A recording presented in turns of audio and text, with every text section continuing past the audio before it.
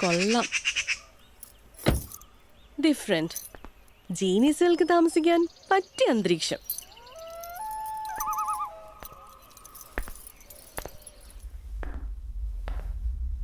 ഇവിടെ ആരും ഇല്ലേ?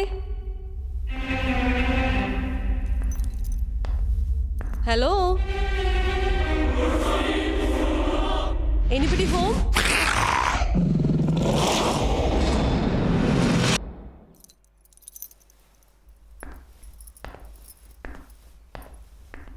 എക്സ്ക്യൂസ് മീ,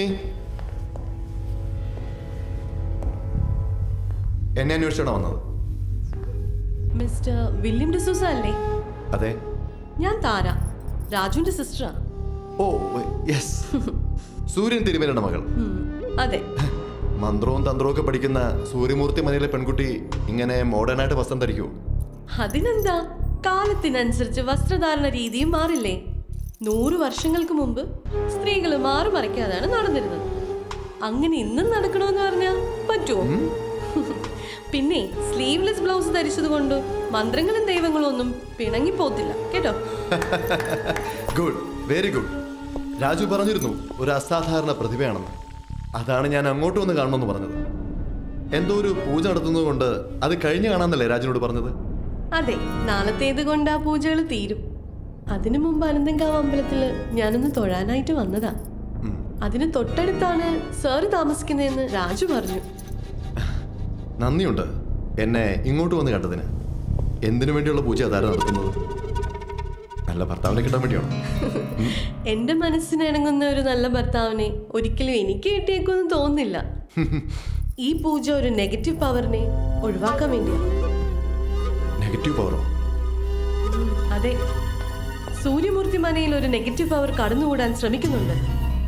അച്ഛനെ വിളിച്ച് ചോദിച്ചപ്പോൾ അങ്ങനെയൊന്നും ഉണ്ടാവില്ലെന്ന് പറഞ്ഞു. പക്ഷേ എനിക്കുറപ്പാണ്, that bad power is trying to enter our house. I am sure of it. വരൂ, എന്റെ താവളമൊക്കെ ഒന്ന് ചുറ്റിക്കാണണ്ടേ? കമോൺ. ആ നെഗറ്റീവ് പവർ എന്താണെന്ന് തിരിച്ചറിയാൻ താരയ്ക്ക് ഇതുവരെ കഴിഞ്ഞില്ലേ? ഞാൻ ഈ കാര്യത്തിൽ ഒരു സ്റ്റുഡന്റ് അല്ലേ?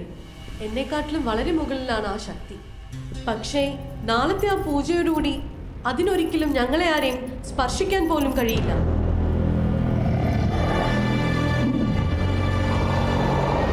It is A fantastic place. ഇതെങ്ങനെ തപ്പിയെടുത്തു?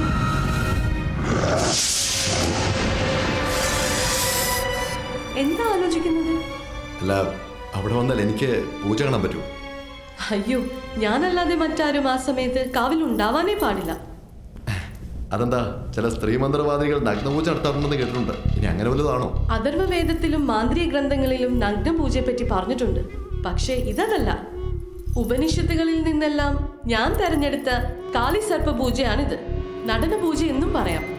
ഫലിച്ചാൽ ആ ദുഷ്ടശക്തിയുടെ നാശം സുനിശ്ചയമാണ്.